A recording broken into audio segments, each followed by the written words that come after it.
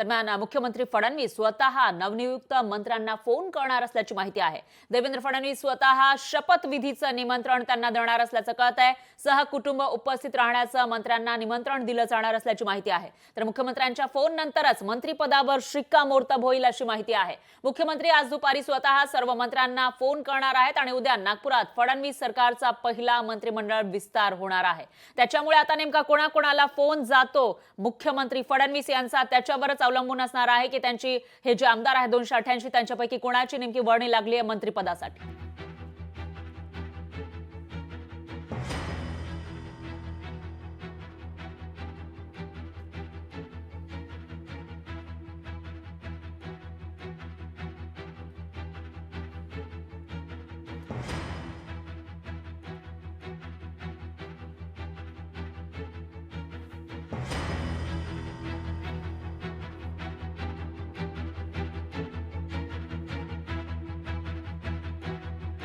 आणि याविषयी अधिक माहितीसाठी आपले प्रतिनिधी चेतन नावरे आपल्यासोबत फोन लाईनवर जोडले गेले आहेत। चेतन, काय सांगाल?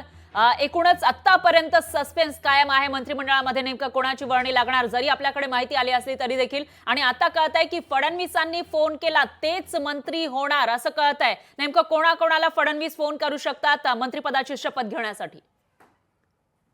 परा उद्या दुपारी 3 वाजता नागपूर या ठिकाणी होणाऱ्या शपथविधीसाठी आज दुपारी फडणवीसांकडून स्वतः आग्रहाचं निमंत्रण देण्यात येणार आहे आणि संबंधित संभाव्य जे मंत्री आहेत त्यांना सहकुटुंब येण्याची विनंती केली जाणार आहे।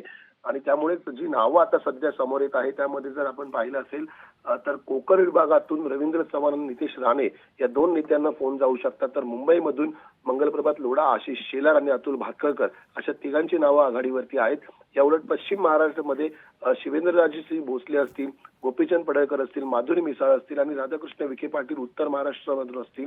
विदर्भातून चंद्रशेखर बावनकुळे आणि संजय कुटे, तर उत्तर महाराष्ट्रातून गिरीश महाजन आणि जयकुमार रावल, याउलट मराठवाड्यातून पंकजा मुंडे आणि अतुल सावे यांच्याही नावांची चर्चा जोरदार सुरू आहे। त्यामुळे नेमकी मंत्रिपदाची लॉटरी कुणाला लागते आणि कुणाचा पत्ता कट होतोय हे मात्र आज दुपारपर्यंत स्पष्ट होईल आणि उद्या दुपारी होणाऱ्या शपथविधीमध्ये सर्व संभाव्य जे मंत्री आहेत त्यांच्या कुणाकुणाच्या नावाची वर्णी लागते हे समोर दिसणार आहे। निश्चितच चेतन, धन्यवाद तुम्ही दिलेल्या या सविस्तर माहितीसाठी। या विषयीची अपडेट आपण घेत राहूयात। तर आता नेमकी कोणाकोणाची वर्णी लागणार त्याविषयीची यादी तर लोकशाही मराठीच्या हाती लागलेली आहे, मात्र सरकारकडून महायुतीचे जे प्रमुख नेते आहेत त्यांच्याकडून कमालीची गुप्तता पाळली जाते असं दिसतंय। आता मुख्यमंत्री फडणवीस नेमका कोणाकोणाला फोन करणार याकडे लक्ष असेल। लोकशाही मराठी ऐका, पहा, जागरूक रहा।